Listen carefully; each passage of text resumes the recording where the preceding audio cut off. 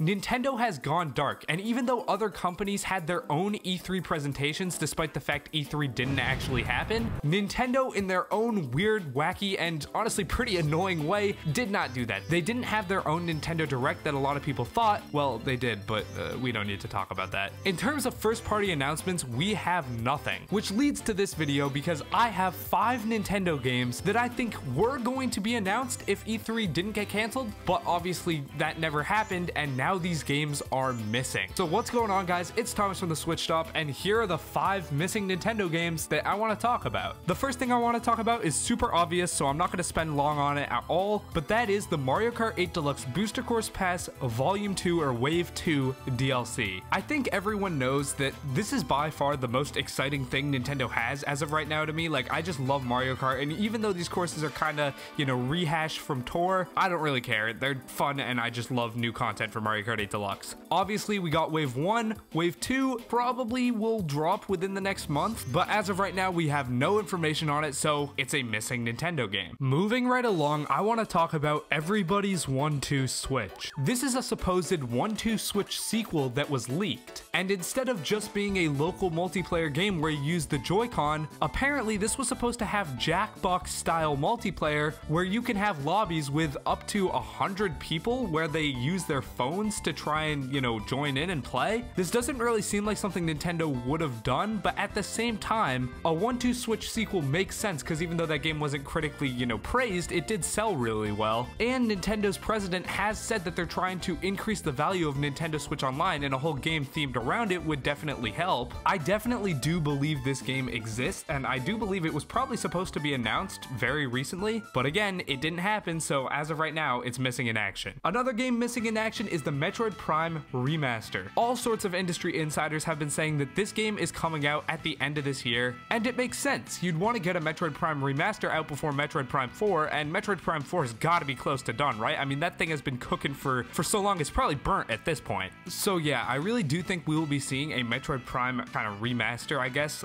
by the end of the year, and it seems like this is the type of game that would have been announced again at E3 or within this Nintendo Direct. So there we go, it's a missing Nintendo Switch game. Alright, this next one, it's not something that's been rumored or leaked, but I mean, it has to be coming soon, right? I don't care whether it's 3D or 2D, but a brand new mainline Mario game has to be coming on the horizon. If we don't count Bowser's Fury, which was fun, but a 2-hour distraction to essentially what was a port, we have not gotten any mainline Mario since 2017. 2D Mario, we haven't gotten anything since 2012. I mean, if you want to count Mario Maker, so be it, but I don't think it's valid to count a level creation tool as a brand new mainline 2D Mario game because it's not like it comes with its own campaign. Well, okay, technically Mario Maker 2 did come with its own campaign, but you know what I mean. It's not like it's its own game. It's a bunch of levels made with the level editor to try and get the creative juices flowing and all the, you know, people who bought the game and maybe aren't the most creative 2D Mario level builders of all time. I'm talking a brand new 2D Mario game with brand new power-ups, new level gimmicks, and all that stuff you straight up can't make in Mario Maker. We haven't gotten a new 2D Mario in essentially a decade now, and we haven't gotten a new 3D Mario, again, not counting Bowser's Fury, in almost half a decade. It has to be time for Nintendo's literal flagship franchise to return, no? Maybe this is just insane amounts of me coping because I want a brand new 2D or 3D Mario game really bad, but I mean, think about it. Let's just focus on 2D here. 2D Mario is probably Nintendo's, you know, biggest, most popular, like, not most popular, but their most recognizable franchise, I guess. I mean, you know, Super Mario Bros. On the NES is literally what founded Nintendo and launched them into the video game sphere instead of just being a random toy company. Between the last 2D Mario game, New Super Mario Bros. U, Nintendo has created a brand new franchise and then released not one, but will have released 2 new games within that franchise before a new 2D Mario.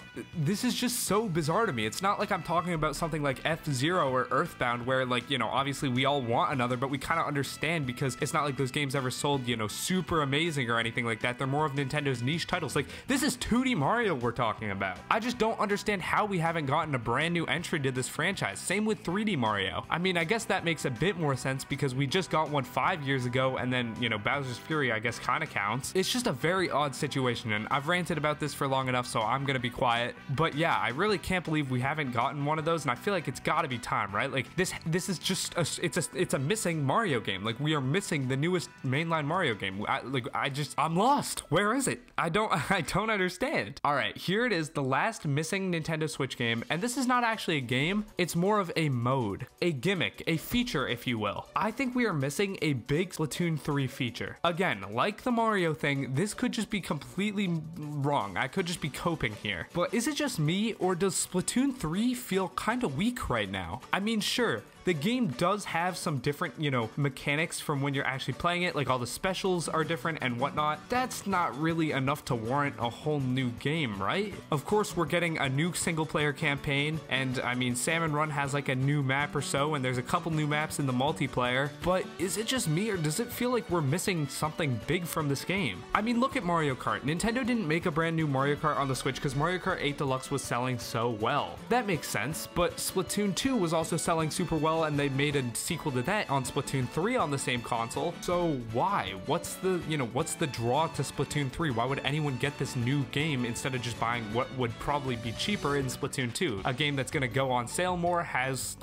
probably a lot more weapons and maps at launch because it's been supported for, 2 years. I don't know if it's Battle Royale or just a new type of ranked mode or something like that, but we are missing something here, man. I don't understand it. I'll throw out some ideas right now. Obviously, I just said Battle Royale.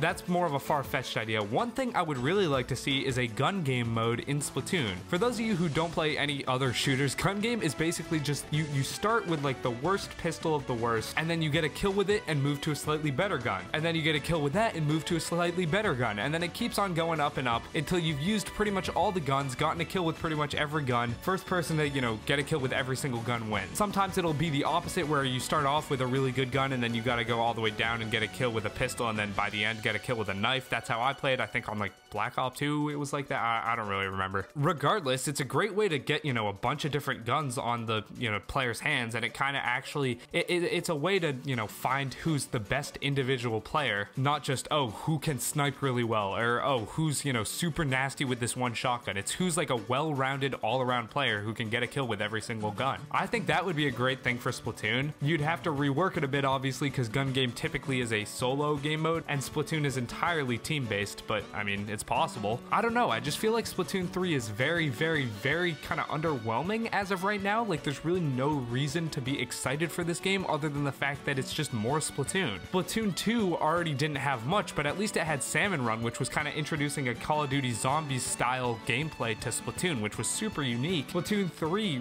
really does not seem to have anything. I don't know. Hopefully there's some sort of missing mode here, because if there's not, I don't know, man, it's gonna be a little odd. Let me know what you guys think about this down in the comments below. Those are the 5 missing games that I think probably would have been announced at Nintendo's E3. Again, let me know what you think down in the comments below. Stay tuned for more videos soon. With that out of the way, I'm Thomas from the Switched Up, signing off. Peace.